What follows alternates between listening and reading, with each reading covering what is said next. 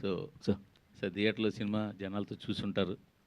Sir మీరు release ముందు ఎంత చూసినా సార్ పూర్తి సాటిస్ఫాక్షన్ ఇచ్చిందా? ఎక్కడ ఫ్లాస్ లేకుండా ఎలా అనిపించింది సినిమా మీకు? సో ఫన్ పాయింట్లోని ఎమోషన్ పాయింట్లో అందరూ చాలా హ్యాపీగా ఉన్నారు సార్. నిన్న నెక్సెస్ మాల్కి ట్రిపుల్ ఏకి వెళ్ళాము హౌస్ఫుల్స్. అంటే ఎక్స్పెక్ట్ చేయని ప్లేసెస్లో కూడా నవ్వుతున్నారు. సో ఫన్తో మాత్రం వాళ్ళు చాలా స్ట్రాంగ్గా కనెక్ట్ అయి ఉన్నారు సార్.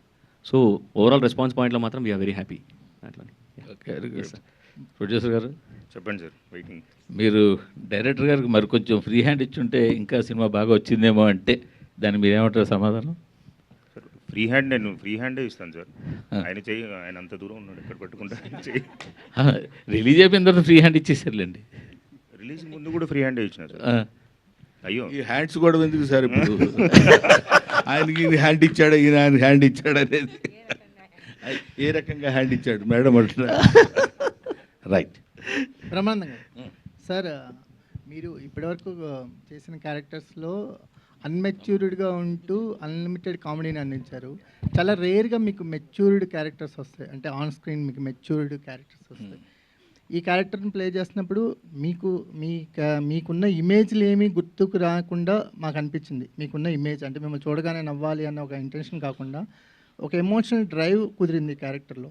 ఇది చాలా అనుభవం ఉన్న డైరెక్టర్ డీల్ చేసే కథలాగా అనిపించింది, బట్ వెల్ హ్యాండెడ్ మూవీ అనిపించింది.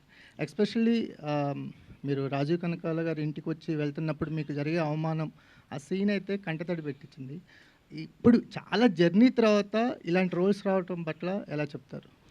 లేదండి, I'm so happy for that.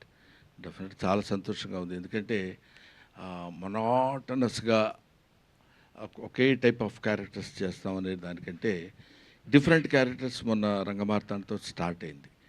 ఇలాంటివి కొంచెం అదర్ షేడ్ ఉన్నది కూడా మనం చేయొచ్చు, చేస్తే బాగుంటుంది అనేది. ఇందాక మీరు అన్నారు చూడగానే నవ్వుతారండి అని. చూడగానే నవ్వడానికి వీలు లేకుండా చేయడం అది చాలా కష్టం. దట్ నాకు కష్టం కాదు, that guide goes to the director.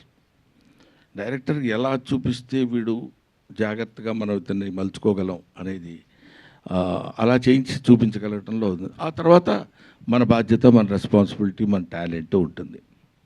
Sir director